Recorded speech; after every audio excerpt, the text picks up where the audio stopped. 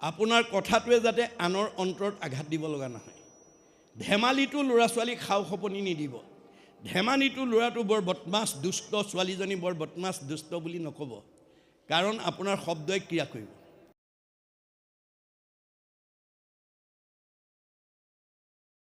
অনুকৰণ কৰি থাকে। গতিকে সেইকাৰণে আমাৰ ভাগৱতে কেৱল নিয়ম নীতিৰ কথা কৈ আছে দেই, কেৱল নিয়ম নীতিৰ কথা কৈ আছে, পদ্ধতিৰ কথা কৈ আছে। কাৰ? জীৱনশৈলীৰ। এটা জীৱই মাতৃগৰ্ভত স্থিতি হোৱা দিনৰ পৰা মৃত্যু পৰ্যন্ত কি খাব লাগিব, কি খাব নালাগিব, কি কৰিব লাগিব, কি কৰিব নালাগিব, ক'লৈ যাব লাগিব, ক'লৈ যাব নালাগিব, চব নিয়ম বান্ধি দিছে। মনত ৰাখিব, 8 প্ৰকাৰ সদাচাৰ ইয়াত বান্ধি থোৱা আছে। কায়ৰ সদাচাৰ, বাক্যৰ সদাচাৰ, মনৰ সদাচাৰ, গমন সদাচাৰ, শৌচ সদাচাৰ, অন্ন সদাচাৰ, স্নান সদাচাৰ, শয়ন সদাচাৰ। এই 8 প্ৰকাৰ সদাচাৰ যদি আপুনি নিজেও মানে, ল'ৰা ছোৱালী পৰিয়ালটোকো যদি মনাব পাৰে, আপোনালোকৰ আয়ুস বাঢ়ি যাব। ভগৱানে দিয়াতকৈ আয়ুস বাঢ়িব দেই।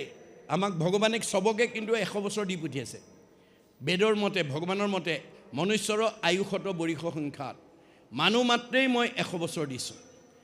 আৰু ভাগৱত শুনি মই বান্ধি দিয়া নিয়ম যদি মানিব পৰা, আয়ুস বঢ়াব পাৰিবা। আৰু যদি ভাগৱত নুশুনি নিয়ম ভংগ কৰা, আয়ুস কাটিব। মনত ৰাখিব কথাটো। এতিয়া আমাৰ ভাগৱত নুশুনা বহুত উঠি অহা প্ৰজন্মই নাখাবলগীয়া খোৱাৰ কাৰণে, নকৰিবলগীয়া কাম কৰাৰ কাৰণে, নাযাবলৈ যোৱাৰ কাৰণে 100 বছৰ ভোগ কৰিবলৈ নোপোৱাকৈ আমাৰ মাজৰ পৰা বিদায় লৈছে। কিয়? তেওঁলোকে ভাগৱতৰ নিয়ম নাজানে, সদাচাৰ নাজানে।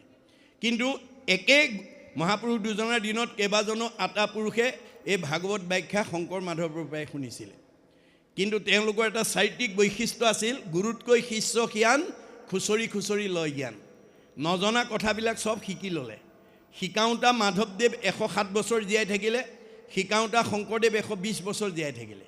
আৰু তেওঁলোকৰ পৰা শিক্ষা লোৱা বদলা আটাই 130 বছৰ, ৰাম আটাই 140 বছৰ, মথুৰা দাস আটাই 151 বছৰলৈ আয়ুস বৃদ্ধি কৰিলে।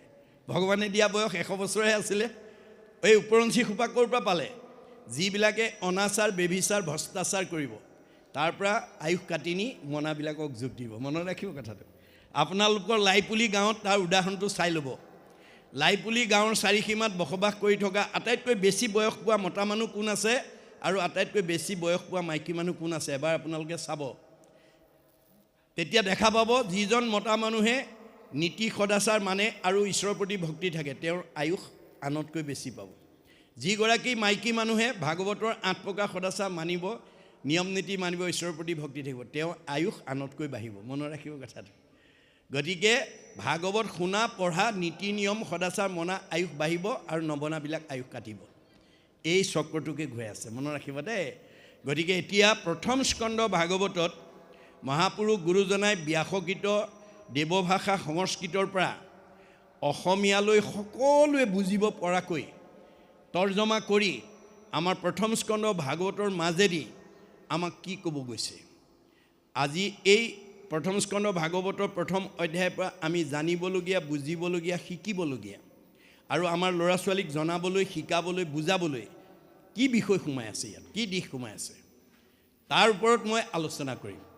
আলোচনা প্ৰসংগত যদি আপোনালোকৰ কাৰোবাৰ কিবা সংশয় থাকে, প্ৰশ্ন কৰি সংশয়টো দূৰ কৰি ল'ব। কাৰণ আমাৰ ভাগৱতত কৈছে, কথা শুনি লেখে গুছে মনৰ সংশয়, কৃষ্ণৰ সেৱাত ৰতি তেবেশে বাৰ হয়। আপুনি সংশয়টো দূৰ নকৰাকৈ আনক কথা নক'ব।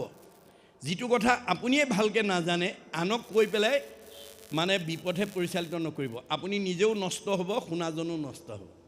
সেইকাৰণে কিবা সংশয় থাকিলে সংশয়টো দূৰ কৰি সত্য শুদ্ধ বস্তুটোহে সমাজত প্ৰচাৰ কৰিব। মনত ৰাখিব কথাটো। আৰু আজি যদি আপোনালোকে এই অধ্যায়টো শুনাৰ পিছত যদি সংশয়খিনি দূৰ কৰে, কালিলৈ আকৌ কেনেকৈ শুনো, পৰহিলৈ কেনেকৈ শুনো, অনুৰাগটো বাঢ়ি যাব। এই অনুৰাগ যেতিয়া বাঢ়িব, তেতিয়া সেই আপোনাৰ জীৱনলৈ ভক্তি নামি আহিব। স্বপৰম অনুৰক্তি ঈশ্বৰেই ভক্তি। ভক্তি কি বস্তু আমি দেখুৱাই দিয়া বস্তু নহয়। ঈশ্বৰৰ কথা শুনিবলৈ, জানিবলৈ, যিটো বুজিবলৈ আগ্ৰহ, সেইটোৱেই ভক্তি। আজি আপোনালোক সকলোৰে ভক্তি থকাৰ কাৰণেহে বহি আছে। ভক্তি নথকা হ'লে নবহে। অনুৰাগ কৰি আছে। অনুৰাগে 6টা প্ৰমোচন দিব দেই, মনত ৰাখিব।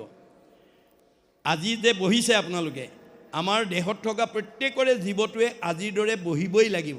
এই জন্মত নহয়, পিছৰ জন্মত।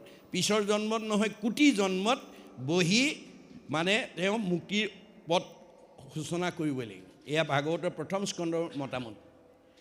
আগ্ৰহ ই 6টা প্ৰমোচন দিব, মনত ৰাখিব। আগ্ৰহ, ৰতি, প্ৰীতি, ভক্তি, শান্তি, 6 নম্বৰত মুক্তি। আগ্ৰহ কৰি থকাৰ কাৰণে আপোনালোকে এতিয়া ৰতি হৈ আছে, বহুত সময় বহি থাকিব, ভাগৱত শেষ নোহোৱালৈকে বহি থাকিব। আগ্ৰহ নথকা মানুহ বহি থাকিব নোৱাৰে, সি উঠি গুচি যাব, তাৰ কঁকাল বিষাব, ভৰি বিষাব ইত্যাদি ইত্যাদি। কিন্তু আগ্ৰহে যদি বহি থাকে আপোনাৰ কঁকাল বিষ, ভৰি বিষ ইয়াৰ ওচৰলৈ আহিব নোৱাৰে, আজি আহিব নোৱাৰে। পোহৰৰ ওচৰলৈ যেনেকৈ আন্ধাৰ আহিব নোৱাৰে, একান্ত মনে ঈশ্বৰৰ কথা শুনা আৰু কোৱাজনৰ ওচৰলৈ কোনো বিকাৰ আহিব নোৱাৰে। এতিয়া অৰ্জুনক কৈ থৈছে, শৰীৰত চাহি শ্ৰেষ্ঠ যত ইন্দ্ৰিগণ, ইন্দ্ৰিয়ত কৰি শ্ৰেষ্ঠ জানিবাহা মন, মনত অধিক বুদ্ধি কহিলোঁ তোমাক, সবাতো অধিক শ্ৰেষ্ঠ আত্মা বুলি যাক, আত্মাত ৰহিলে মন বিষয় উদাস, আপুনি হৈবেক নাশ কাম অভিলাষ।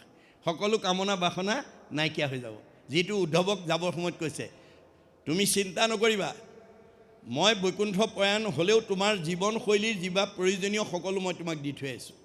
তোমাৰ কাৰণে পুণ্যভূমি প্ৰতিষ্ঠা কৰি থৈ আহিছোঁ, তোমাৰ কাৰণে তীৰ্থস্থান প্ৰতিষ্ঠা কৰি থৈ আহিছোঁ, তোমাৰ কাৰণে সত্ৰ প্ৰতিষ্ঠা কৰি থৈ আহিছোঁ, আৰু প্ৰয়াণৰ পিছত মই তোমাৰ মাজতে থাকিম। নিশ্চয় কৰি কওঁ শুনা সাৱধানে তুমি, ভকত যি স্থানে থাকে সেই পুণ্যভূমি। আজি বীৰেণ গগৈ বাপৰ যদিও ৰভাতলত আছে, আমি পুণ্যভূমিত আছে। আৰু ভকতে য'ত মোৰ কথা শুনিব, শ্ৰৱণ কীৰ্তন মোৰ কৰে যত্ৰ যত্ৰ, দ্বিতীয় বৈকুণ্ঠ সিটো তাকে বোলে সত্ৰ। এয়াই হৈছে দ্বিতীয় বৈকুণ্ঠ, এয়াই সত্ৰ। নাৰদক কৈছে, নহং তিষ্ঠামি বৈকুণ্ঠে যোগী নাং হৃদয়ে ন চ, মদভক্তা যত্ৰ গায়ন্তী তত্ৰ তিষ্ঠামি নাৰদ।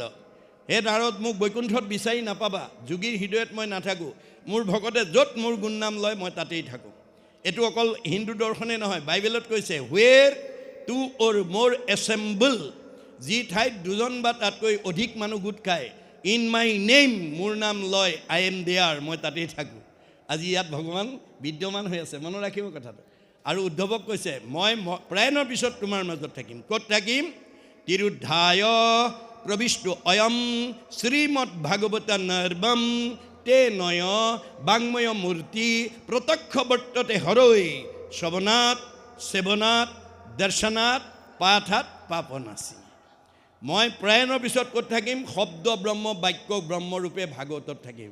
ৱৰ্ড ইজ গড, অবিনাশী। মনত ৰাখিব, আপোনালোকে কথা কওঁতে সাৱধান হ'ব, আপোনাৰ কথাটোৱে যাতে আনৰ অন্তৰত আঘাত দিব লগা নহয়। ধেমালিটো ল'ৰা ছোৱালীক খাও খপনি নিদিব। ধেমালিটো ল'ৰাটো বৰ বদমাছ দুষ্ট, ছোৱালীজনী বৰ বদমাছ দুষ্ট বুলি নক'ব, কাৰণ আপোনাৰ শব্দই ক্ৰিয়া কৰিব। মনত ৰাখিব, আপুনি শব্দ এৰোঁতে সাৱধান হ'ব, যাতে আপোনাৰ শব্দটোৱে আনক যাতে আঘাত সানিব লগা। এৰি দিয়া শব্দটো অবিনাশী, কিন্তু শব্দ ৱৰ্ড ইজ গড, মনত ৰাখিব। শব্দই ব্ৰহ্ম, ই অবিনাশী, ইয়াৰ বিনাশ নাই। গতিকে সাৱধানে কথা ক'ব। কথা ক'ব নজনাৰ কাৰণে আজি আমাৰ সমাজত বহুত গণ্ডগোল লাগি আছে। এই বিষয়ে মই আলোচনা কৰিম। গতিকে মই শব্দ ব্ৰহ্ম, বাক্য ব্ৰহ্মৰূপে ভাগৱত থাকিম। এই ভাগৱত যদি সেৱা কৰিব পাৰা, এই ভাগৱত যদি দৰ্শন কৰিব পাৰা, এই ভাগৱত যদি পাঠ কৰিব পাৰা, এই ভাগৱত যদি শ্ৰৱণ কৰিব পাৰা, তোমাৰ চব পাপ মই নাইকিয়া কৰি দিম। ভগৱানে কৈছে, কি পাপ? পাপ আমি কাৰোবাক দেখুৱাই দিব পাৰিমনে? নোৱাৰোঁ। পাপ হৈছে আমাৰ মনৰ কিছুমান বেয়া গুণৰ সমষ্টি। দাৰ্শনিকৰ অভিমত, কুবুদ্ধি, অসৎ চিন্তা, অসৎ ভাৱনা, অসৎ পৰিকল্পনা, কুসংস্কাৰ, অন্ধবিশ্বাস, মনৰ সংকীৰ্ণতা, কুপৰম্পৰা। এই ভাৱবোৰ যদি আমাৰ অন্তৰত আছে, আমি ভাল চিন্তা কৰিব নোৱাৰিম, ভাল পথে যাব নোৱাৰিম। আজি আমাৰ সমাজত 70% পৰম্পৰাক ধৰ্ম বুলি মানি আছে, পৰম্পৰাক ধৰ্ম বুলি মানি আছে। কিন্তু গুৰুজনে কৈছে, পৰম্পৰা ধৰ্ম নহয়, পৰম্পৰা হৈছে এটা সময়ত মানি চলা নিয়ম। ই গতিশীল, ই একেদৰে নাথাকে। গতিকে বুৰঞ্জীয়েও আমাক কৈছে যে আমাৰ পূৰ্বপুৰুষসকল, উপৰিপুৰুষসকলে যেতিয়া সভ্যতাৰ বিকাশ হোৱা নাছিল, যেতিয়া মানুহে ঘৰ বনাব নাজানিছিল, তেতিয়া মানুহ পৰ্বতৰ গুহাত বাস কৰিছিল। যেতিয়া মানুহে কাপোৰ বব নাজানিছিল, তেতিয়া মানুহে গছৰ বাকলি পিন্ধিছিল। যেতিয়া মানুহে জুইৰ ব্যৱহাৰ নাজানিছিল, তেতিয়া মানুহে কেঁচা মঙহ খাইছিল। যেতিয়া পানী ফিল্টাৰ নাছিল, তেতিয়া মানুহে পুখুৰী নদীৰ পানী খাইছিল। আজি খাব নেকি? নাখায়।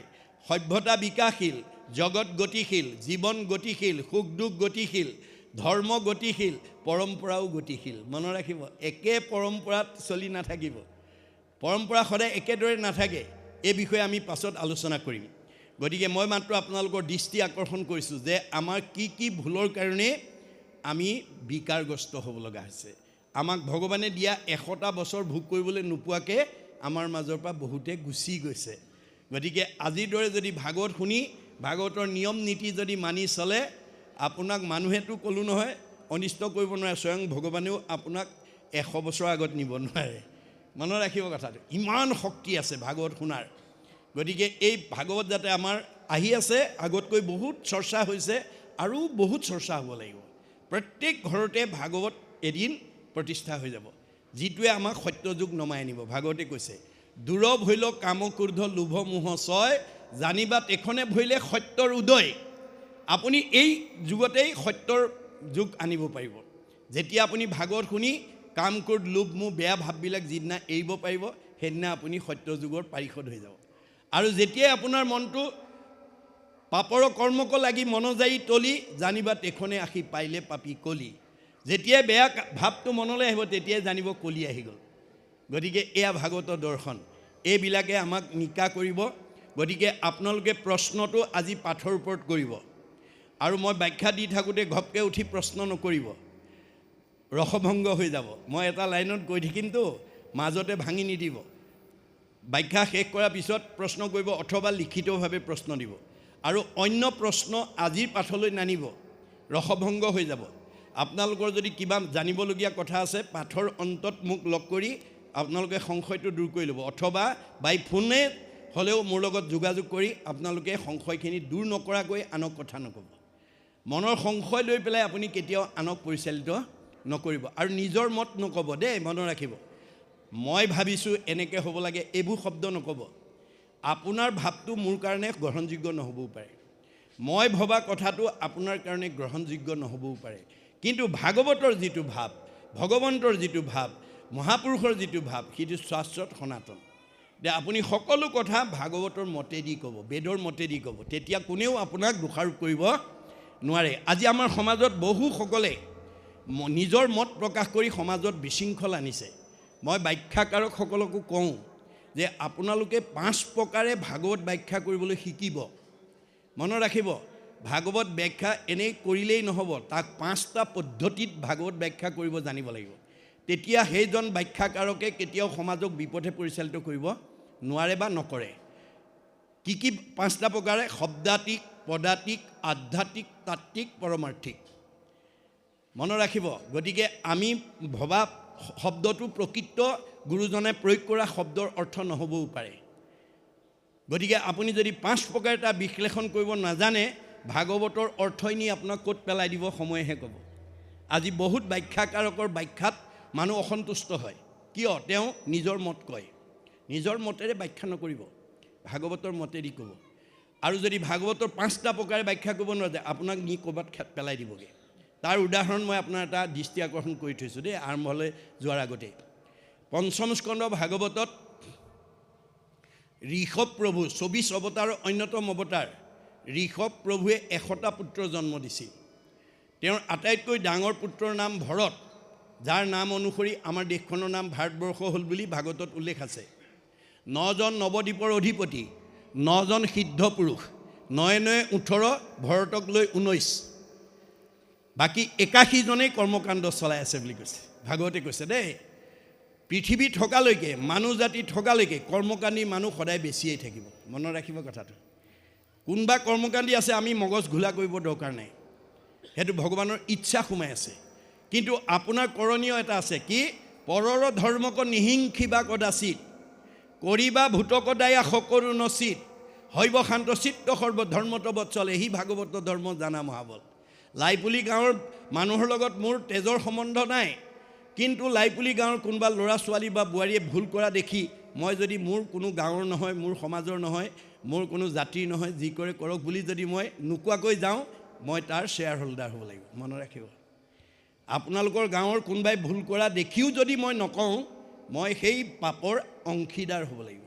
ভাগৱতে কৈছে, তাক সম্ভাষণ যিজনে কৰে আজন্মৰ পুণ্য তেখনে হৰে আপোনাৰ পুণ্যও নষ্ট হৈ যাব গতিকে আপুনি কৈ যাওক কিন্তু কওঁতে কেনেকৈ ক'ব সত্য প্ৰিয় হিত সঁচা কথা ক'ব শুনিবলৈ ভাল পোৱাকৈ ক'ব আনৰ অন্তৰত আঘাত হনাকৈ মানে আপোনাৰ তাচ্ছিল্য কৰি উপহাস কৰি কাকো কথা নক'ব যিবোৰ কথাই আনৰ অন্তৰত আঘাত দিয়ে তেনেকুৱা কথা নক'ব ধেমালিটো নক'ব বুজিছে নাই শব্দ ব্ৰহ্ম ইয়াৰ বিনাশ নাই গতিকে আপুনি কৈ যাওক মানিলে তৰিব নামানিলে মৰিব কোনো মাক বাপেকে ল'ৰা ছোৱালীক বেয়া হোৱাটো নিবিচাৰে সদায় ভাল উপদেশে দিয়ে বোপায়ো বেয়া মানুহৰ লগত নফুৰিবি বেয়া ল'ৰা ছোৱালীৰ লগত নফুৰিবি পঢ়া শুনা কৰিবি মদ ভাং নেখাবি বেয়া ঠাইলৈ নাযাবি সদায় মাক বাপেকে ল'ৰা ছোৱালীক ভাল উপদেশে দিয়ে কিন্তু ল'ৰা ছোৱালীয়ে যদি মাক বাপেকৰ ভাল উপদেশ নামানি যদি বিপদে যায় তাৰ কাৰণে মাক বাপেক দায়ী নহয় ঠিক তেনেকৈ আপুনি উপদেশ দিয়াটো আপোনাৰ দায়িত্ব কৰ্তব্য মনা নমনাটো তেওঁৰ কথা শাস্ত্ৰই সদায় আমাক সৎ উপদেশ দিছে মাধৱদেৱে কৈছে শাস্ত্ৰ গুৰু সবে শিষ্যকক কৃপাই শুদ্ধ উপদেশ দিব শিষ্য সবে শুদ্ধভাৱে নাচৰিলে তাৰা সবে কি কৰিব ভাগৱতে আপোনাক নিয়মে ক'ব আপুনি নামানিলে আপুনি নষ্ট হ'ব তাৰ কাৰণে ভাগৱত জগৰীয়া নহয় মনত ৰাখিব সেইকাৰণে আপোনালোকে সঁচাটো কৈ যাব মানিলে তৰিব নামানিলে মৰিব আপুনি মইতো দূৰৰ কথা স্বয়ং কৃষ্ণৰ সখী অৰ্জুনে প্ৰতিবাদ কৰিছিল তুমি চব নামতে হয় বুলি কোৱা তপ জপ যাগ যজ্ঞ হোমব্ৰত মিছা নেকি নাই নাই সখী সঁচা তাৰ সত্যতা আছে তাৰ সত্যতা সেই ঠাইতে আছে য'ত সূৰ্যৰ পোহৰ নাই ততহে আন্ধাৰ আছে বুজাই দিছে দেই য'ত সূৰ্যৰ পোহৰ নাথাকে তাতহে আন্ধাৰ থাকিব সূৰ্যৰ পোহৰ থকা ঠাইত যেনেকৈ আন্ধাৰ থাকিব নোৱাৰাটো বিজ্ঞানসন্মত বাস্তৱ সত্য ইউনিভাৰ্চেল ট্ৰুথ ঠিক তেনেকৈ মোৰ সূৰ্যস্বৰূপ নাম য'ত নাই তত তপ জপ যজ্ঞ কৰিব লাগিব আজি লাইপুলি গাঁৱৰ মানুহে যদি ভাগৱত নুশুনে কীৰ্তন নপঢ়ে ঈশ্বৰৰ নাম নলয় তেতিয়াহ'লে এইখন গাঁৱৰ মানুহে তপ জপ যজ্ঞই কৰিব লাগিব যদি মোৰ নাম লৈছে তেতিয়াহ'লে নাই প্ৰয়োজন নাই সেইবিলাকৰ নাই দৈত্য নাই মোৰ নাম সূৰ্যৰ উদয় তৈত্যেষে প্ৰকাশে তপ জপ যজ্ঞ ছয় মোৰ নাম যদি কোনোবাই লোৱা নাই সি তপ জপ যজ্ঞ কৰিব লাগিব যদি মোৰ নাম লৈছে তাৰ প্ৰয়োজন নাই তথাপি প্ৰত্যয় যদি নাহিকে তোমাৰ কৰোঁতেবে শুনা হেৰা সত্য অংগীকাৰ তথাপিও যদি তুমি বিশ্বাস নকৰা মই শপত খাই কওঁ শুনা সত্যে সত্যে সত্যে সত্যে সত্যে নিষ্ঠা মানি সত্যে সত্যে সত্যে সত্যে সত্যে বোলো বাণী কৌটি কৌটি পাপৰ নামেষে সংঘাৰক নামবিনে নাহি সখী সংসাৰ তাৰক দশ সত্য কৰি মই দঢ়াইলোঁ তোমাক নাসজাইবা যদি সখী নকৰা সঞ্জাত তুমি মোৰ সখীৰ কাৰণে 10 বাৰ শপত খাই সঁচা কথাটো ক'লোঁ যদি নামানা নিজে নষ্ট হ'ব তাৰ দুখে মোক স্পৰ্শ কৰিব নোৱাৰে এয়া হৈছে ভাগৱত দৰ্শন দেই আপুনি কাকো নিন্দা নকৰিব ভগৱানে সদায় বেয়া সংখ্যাটো বেছিকৈ ৰাখে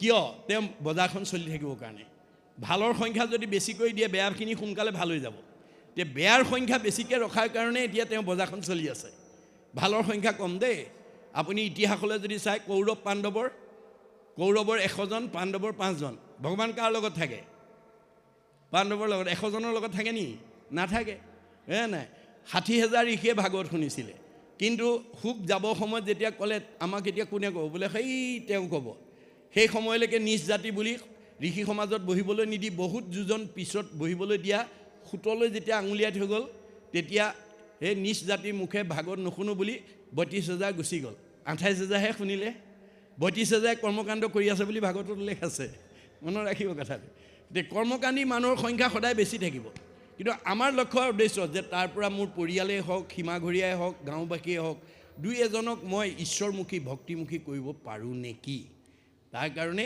এই আঁচনিবিলাক ল'ব লাগিব এয়াই হৈছে ভাগৱতৰ মূল লক্ষ্য আৰু উদ্দেশ্য যে আমি বেয়াক ভাল কৰিব পৰাটোহে আচল ধৰ্ম বেয়াক বেয়া ফালে ঠেলি দিয়াটো আমাৰ ধৰ্ম নহয় গতিকে আমি ধৰ্ম কেনেকৈ আচৰণ কৰিব লাগে ভাগৱতে কৈ আছে এতিয়া 7 দিন সময় থকা মৃত্যুমুখী পৰীক্ষিতক প্ৰথম স্কন্ধ ভাগৱতৰ দ্বাৰা আমাক কি ক'ব বিচাৰিছে আমি পদবন্ধে আলোচনা কৰিম এতিয়া প্ৰথম নামাকৰণ শংকৰদেৱে দিছে মংগলাচৰণ নামাকৰণৰ সৈতে আমাক কি ক'ব খুজিছে আমি আলোচনা কৰিম এৰাম জয় জয় কৃষ্ণ কৃপা ময় মহেশ্বৰ যাৰ আজ্ঞা শিৰে বহে ব্ৰহ্মা হৰি হৰ অমৎস্য কুৰ্ম আদি অংশ অৱতাৰ ৰজাৰ ঈশ্বৰ কৃষ্ণক কোটি কোটি নমস্কাৰ। এতিয়া শংকৰদেৱে ব্যাসকৃত সংস্কৃত ভাগৱত অসমীয়ালৈ তৰ্জমা কৰোৱাৰ প্ৰাৰম্ভণিতে মংগলাচৰণ নামাকৰণৰ সৈতে আমাৰ এই কেইষাৰ পদে আমাক কি ক'ব বিচাৰিছে যে আমি ৰাতিপুৱা শুই উঠাৰ পৰা গধূলা শোৱালৈকে জন্মৰ পৰা মৃত্যুলৈকে আমাৰ পৰিয়ালৰ হওক আপুনি ব্যক্তিগতভাৱে হওক ক'ৰবালৈ যাত্ৰা কৰি যায় বা ৰাতিপুৱা শুই উঠাৰ পৰা গধূলা শোৱালৈকে কিবা নহয় কিবা এটা কাম কৰে। আমি প্ৰত্যেকেই কিবা নহয় কিবা এটা কাম দিনটোত কৰোঁ বা আমাৰ সদস্য বা আপুনি নিজে ক'ৰবালৈ ৰাতিপুৱা শুই উঠাৰ পৰা গধূলা শোৱালৈকে ক'ৰবালৈ যাত্ৰা কৰি যায়। এতিয়া আমাৰ যাত্ৰা কৰি যোৱাৰ লগত আৰু কৰা কৰ্মটোৰ লগত কি বস্তু থাকে যে যাত্ৰাৰ লগত লক্ষ্য আৰু উদ্দেশ্য এটা থাকে। আমি ক'ৰবালৈ যাবলৈ হ'লে আমাৰ কিবা এটা লক্ষ্য বা উদ্দেশ্য থাকিব লাগিব। আজি আপোনালোকে ইয়ালৈকে আহিছে, লক্ষ্য কি? ভাগৱত শুনা। আজি ভাগৱত শুনিবৰ কাৰণে আহিছে, সেইটো লক্ষ্য এনেই অহা নাই। কিন্তু আপোনালোকে ঘৰৰ পৰা ওলাই আহোঁতে ভাগৱত শুনিম বুলি আহিছে, সেইটো এটা উদ্দেশ্য, এটা লক্ষ্য বা উদ্দেশ্য থাকে। আৰু কৰা কামটোত কামনা বা বাসনা এটা সোমাই থাকে। আপোনাৰ কামনা বাসনা নোহোৱা কোনো মানুহে কোনো কামেই নকৰে। পকা ঘৰ এটা বনাইছে ভালকৈ যাতে নিৰাপদে থাকিব পৰাৰ কাৰণে, ভৱিষ্যত পৰিয়ালটো থাকিব কাৰণে, যাতে কোনো বতাহ বৰষুণ ধুমুহাই যাতে অনিষ্ট কৰিব নোৱাৰাকৈ পকা ঘৰ এটা বনাব লাগিব, এইবুলি আপুনি পকা ঘৰটো বনায়। ঠিক তেনেকৈ সকলো কৰ্মৰ লগত কি থাকে? কামনা আৰু বাসনা। যাত্ৰাৰ লগত কি থাকে? লক্ষ্য আৰু উদ্দেশ্য। এতিয়া আমাৰ গুৰুজনাৰ দৰ্শনটো হৈছে যে আমাৰ পৰিয়ালৰ কোনোবা মানুহ ক'ৰবালৈ যাত্ৰা কৰি যোৱাৰ যি লক্ষ্য আৰু উদ্দেশ্য আৰু ৰাতিপুৱা শুই উঠাৰ পৰা গধূলা শোৱালৈকে কৰা কৰ্মৰ কামনা আৰু বাসনা কোনে পূৰণ কৰিব? কোনে পূৰণ কৰিব? আমাৰ গুৰুজনাই কৈছে ভগৱন্তই পূৰণ কৰিব। ভগৱন্ত পূৰ্ণ কাম, আমি অকাম। তেওঁ স্বতন্ত্ৰ, আমি পৰতন্ত্ৰ। আপুনি বহুত দিনৰ পৰা ক'ৰবালৈ যাম বুলি ভাবি থাকিলেও নিৰ্দিষ্ট দিনা যাব নোৱাৰিবও পাৰে যদি ভগৱানে যাব নিদিয়ে। খাম বুলি বাঢ়ি লোৱা ভাত কাঁহীও খাবলৈ নাপাব পাৰে যদি ভগৱানে খাব নিদিয়ে। শুম বুলি পাৰি লোৱা বিচনাখনতো আপুনি শুবলৈ নাপাব পাৰে যদি ভগৱানে শুব নিদিয়ে। মনত ৰাখিব, তেওঁ স্বতন্ত্ৰ, আমি পৰতন্ত্ৰ। সেইকাৰণে সকলো যাত্ৰাৰ প্ৰাৰম্ভণিতে আপুনি ঈশ্বৰৰ নাম লৈ যাত্ৰা কৰিব লাগিব। আপোনাৰ ল'ৰা ছোৱালীকেইটা স্কুললৈ গৈছে বা ক'ৰবাত ফুৰিবলৈ গৈছে, মাক বাপেকে চকু ৰাখিব। বোপাই কোনফালে? স্কুললৈ। অঁ হ'ব, কৃষ্ণ বুলি কৈ যোৱা দেই। ওচৰতে ভকত এজন বহিছে, এই ককাক সেৱা কৰি থৈ যোৱা। কাৰণ আপোনাৰ ল'ৰাটো স্কুললৈ পঠিওৱা ল'ৰাটো বা ছোৱালীজনী কোন বিষয়ত দুৰ্বলতা আছে আপুনিহে জানিব, মাক বাপেকেহে জানিব। অংকত দুৰ্বলতা নে, ইংৰাজীত দুৰ্বলতা নে, সমাজ অধ্যয়নত দুৰ্বলতা নে, বিজ্ঞানত দুৰ্বলতা নে, ছবিত দুৰ্বলতা, মাক বাপেকেহে জানিব। কিন্তু আমাৰ ভাগৱতে কৈছে তুমি কিবা এটা বিষয়ত ল'ৰাটো বা ছোৱালীজনীৰ দুৰ্বলতা বুলি জানি সিমানতে সীমাবদ্ধ কৰিলে নহ'ব। তাক সবলতালৈ নিবৰ কাৰণে যিখিনি পদ্ধতি ভাগৱতে কৈছে সেইটো এপ্লাই কৰিব, আপুনি প্ৰয়োগ কৰিব। অৰ্থাৎ আপোনাৰ ঘৰলৈ স্বয়ং বৈকুণ্ঠপতি কৃষ্ণ আহি ল'ৰা ছোৱালীকেইটা আয়ুষ্মান ভৱ, পঢ়া শুনাত ভাল হ'ব, পৰীক্ষাত ভাল হ'ব বুলি কাৰো ঘৰলৈ কাৰো সমাজলৈ আহি ভগৱন্তই নকয়হি। কোনে ক'ব? হৰিৰ মূৰ্তিক হৰি ভক্তক দেখিবা, শক্তি অনুৰূপে তাৰ প্ৰীতি আচৰিবা। সমস্ত ভূততে আছে ভগৱান, সেহি ভাবি সবাকো কৰিবা বহুমান। সকলোতে আমি সকলো জীৱকে মান্যতা দিব লাগে, কিন্তু মূৰ্তিমন্ত হৈ ভকতত আছে। গতিকে আপোনাৰ ল'ৰাটো বা ছোৱালীজনী তেনেধৰণে যদি ভকত বৈষ্ণৱ থাকে বা আহে, তেওঁৰ ওচৰত সেৱা এটা কৰাব আৰু আশীৰ্বাদ এটা ল'ব। প্ৰভু, ল'ৰাটো অংকত বৰ দুৰ্বলতা, ছোৱালীজনী ইংৰাজীত বৰ দুৰ্বলতা, কৃপা কৰি আশীৰ্বাদ এটা দিয়ক। এই বুলি যদি আপুনি কোৱাৰ পিছত যদি ভকতে কয়, হাতত মূৰত হাত দি ঈশ্বৰে কৃপা কৰিব পাৰে, বছ সজনৰ আশীৰ্বাদে মিলে কৃষ্ণৰ প্ৰসাদ। মনত ৰাখিব দে, দৈৱ বসে যদি সাধুৰ সংগ পায়, নিশ্চয় জানা তাহাৰ স্বভাৱ দূৰ হয়। আপোনাৰ ঘৰখনৰ পৰিয়ালক সৎ কৰিবলৈ কাৰণে আপোনাৰ ঘৰলৈ ভকতৰ পদধূলি পৰিবৰ কাৰণে আপুনি বাঞ্ছা কৰিব লাগিব। কেনেকৈ? মাধৱদেৱৰ দৰে কৃপাৰ সাগৰ দেৱকী নন্দন পুৰী মনৰ কাম, ভকতৰ সংগ সদা নুগুচুক মুখে তোৱা গণনা। ৰাতিপুৱা শুই উঠিয়েই আপুনি দৰখাস্তটো তেওঁক দিব লাগিব, হাত দুখন বুকলৈ নি দেই। তেওঁ হৃদয়তে আছে, আপোনাৰ কি হৈছে কি নাহে আপুনিহে জানে, বা তেওঁ জানিলেও আপুনি নোকোৱালৈকে তেওঁ কৰি নিদিয়ে। এই ভাগৱতৰ মত, মনত ৰাখিব কথাটো।